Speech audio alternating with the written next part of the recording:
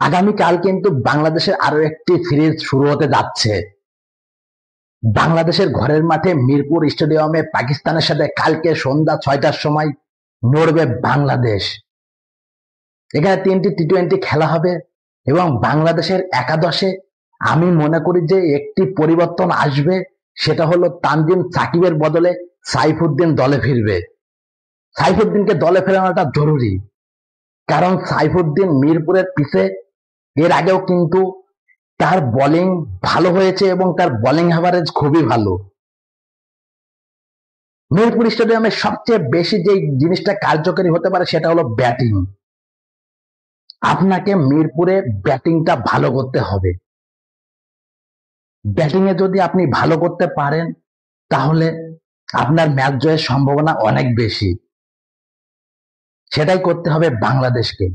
সাইফুদ্দিনকে দলে খেলাতে হবে এবং মাহাদিকে খেলাবে। এখানে কিছু করার নেই, কারণ স্পিন ফেভার পিচ হবে। মাহাদির আগে ব্যাটিং এ নামাতে হবে সাইফুদ্দিনকে।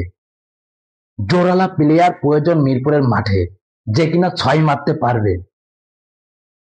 6 হাঁকানো প্লেয়ার ছাড়া মিরপুরে কিন্তু টুকে টুকে আপনি রান করলে খুব জোর 120 রান বা 130 রান করতে পারবেন। সেই খেলার মাধ্যমে আপনার ম্যাচ জয় করা সম্ভব না।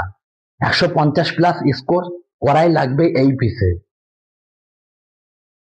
এর আগেও পাকিস্তানের সাথে মিরপুরে সিরিজ হয়েছে। এর আগের সিরিজে বাংলাদেশ টি-20 সিরিজ হোয়াইট ওয়াশ হয়েছে পাকিস্তানের সাথে, এবং বাংলাদেশ এ পর্যন্ত মিরপুরে 7টি টি-20 খেলেছে পাকিস্তানের সাথে। 2015-16 সালের দিকে বাংলাদেশ 2টি জয় পায় এবং 5টি ম্যাচে জয় পায় পাকিস্তান। মিরপুরে 3 ম্যাচ সিরিজ দেওয়ার কি কারণ আমি জানি না। একদিনের ব্যবধানে 3টি ম্যাচ রয়েছে মিরপুরে।